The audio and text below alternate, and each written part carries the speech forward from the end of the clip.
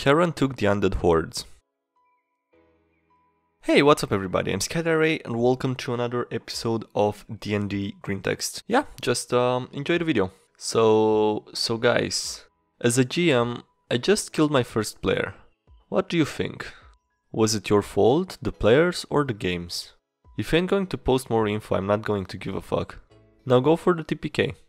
Guys, killed my first player. Not character.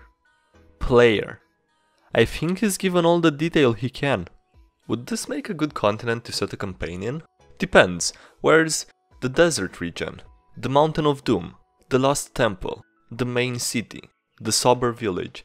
The Maelstrom? The volcano? The many dungeons? The Grove of Respite? The technological city? The dwarves? The new world? The cold region? The blood sport city? The ancient lich city? The new lich city?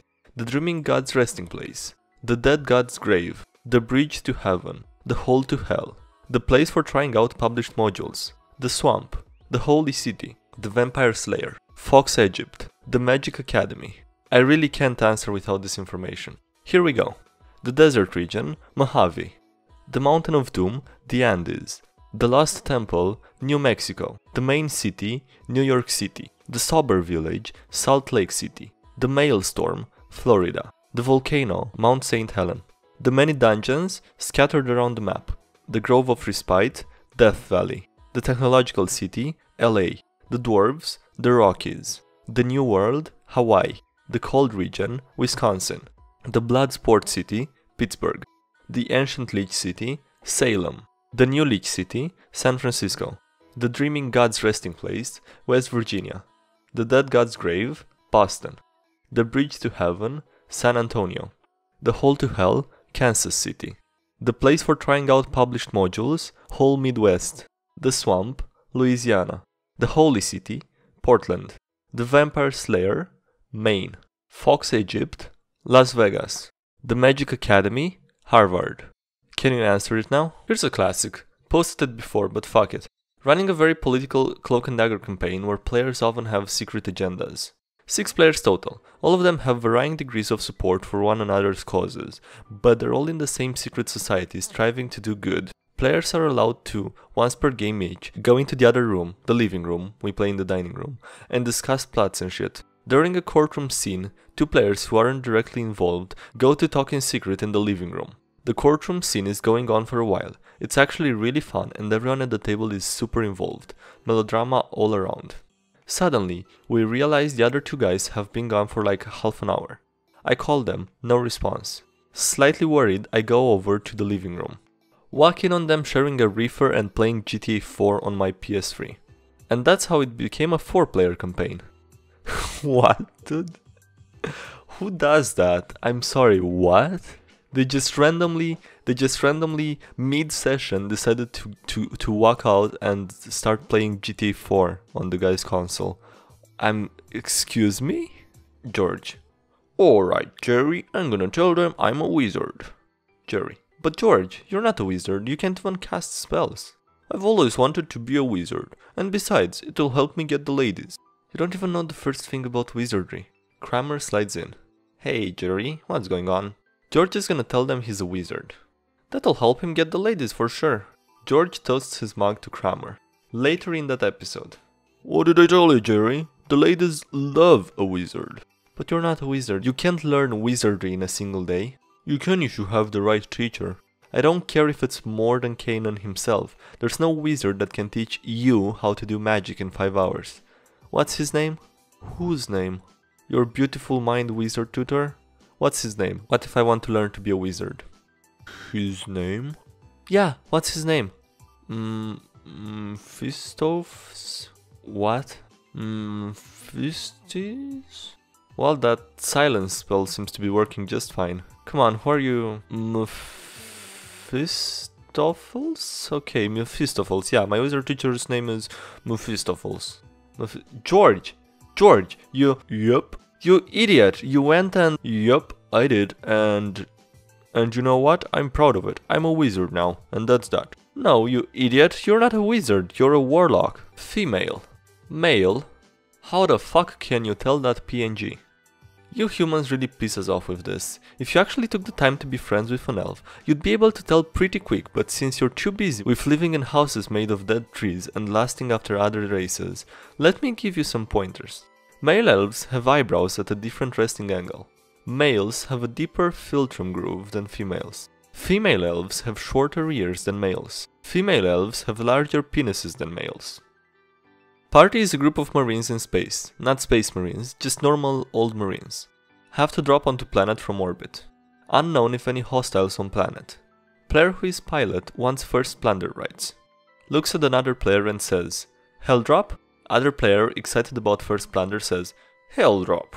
Drops dropship onto planet with no thrusters or any power assisted landing until after atmospheric entry. Rolls a skill check. Rolls 100% a critical failure. Whole party dies in fiery impact on planet surface. Everyone makes characters again. Same guy makes pilot. Looks at another player and says, "Hell drop?"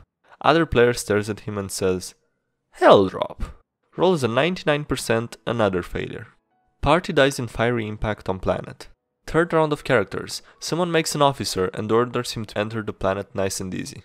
Something about the consistent suicidal glee of your group just tickles me. Join a 5th edition game. Decide to make a level 5 Goliath Barbarian with 18 strength. Base carrying capacity 270 pounds. Goliath doubles my carrying capacity 540, 1080. Brownie doubles my carrying capacity again 1080, 2160. Going for Bear Barbarian, so at level 6 my carrying capacity would get doubled again. 2160 becomes 4320. My face when I can literally carry the rest of the party without being encumbered if I really wanted to. Alright, what can I do with the ability to lift over 2 tons in 5th edition?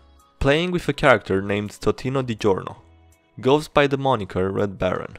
Whenever attacking a place, always has himself delivered in a crate or something. When the time is right, bursts out and yells, "It's not a delivery, it's Di Giorno." Constantly asks people what they would like on their tombstone. Every fucking time. "Master, I talked the shopkeeper down to only 400 gold pieces for the rubies." "Great, but the spell calls for 500 gold pieces worth, so go back and buy more." Party is raiding a diamond mine owned by some evil pricks. They decide to take some diamonds on their way out. A PC dies during the fights. Cleric asks if uncut diamond can be used for revivify. Sure, but uncut diamonds are a lot less valuable than cut diamonds, so it'll have to be a big one. Wait, how does the valuation of the diamond for a spell even work? This begins a long conversation on the mechanics of spell component prices. Does the local value affect it? Players are now determined to get to the bottom of this mystery and potential conspiracy. Seriously, how does this shit work? Everyone knows that this PC is the daughter of the main antagonist. Nuclear bomb set to go off, disarming it requires a password. PC has received hints earlier, the password is her name. "This campaign is too hard, I hate puzzles," declares she sits down and pouts until it goes off. Campaign ends, as we're all incinerated. Party is in old temple fighting a bunch of ogres. During combat, our cleric drops to 0 health. We're all out of healing potions but can bandage with medkits. DM allows cleric to do one thing before he drops. Cleric worships a goddess of fools and pranks. As a final joke against myself, I cast invisibility so no one can heal me. Cleric bleeds out and dies and the group is captured into slavery. Upon reaching afterlife, Cleric is greeted by his goddess, who puts her hand on his shoulder, crying from laughter. Says she enjoyed the joke very much. Rewards him by making him a divine jester who will forever tell her jokes. Screen cap, I kicked. Dude, what the Overthinking. Okay, so obviously it's a trap, but what? Does overthinking trigger the trap somehow? Is overthinking itself the trap? If so, why would the trap master paint that warning? Or what if there's no actual trap, it's just the concept of a trap? Yeah, well, it better not be a conceptual treasure at the end of this. Friendship or some shit. No way, I can honestly say I've always hated you guys. Literally stole peak related and the party spent like 15 minutes wondering about it and came back to the room a few times throughout clearing the dungeon. Autistic new player forgot to put down what sex he was. We all joke that he's a hermaphrodite. He fucking runs with it. Guards are trying to arrest him for something stupid. Can't remember what. decides to distract them by pulling his dick out. Guard chops it off. Party is arrested. Writes down F next to gender. I would like to write down F for paying respects. Jesus, that's brutal. Alright guys, that's gonna be it for this episode of DnDGreentext. I hope you enjoyed it. Don't forget to leave a like if you did and subscribe for more. Leave your stories in the comments below, join the Discord to hang out, follow my live stream, and I'll see you next time. Have a great day, bye!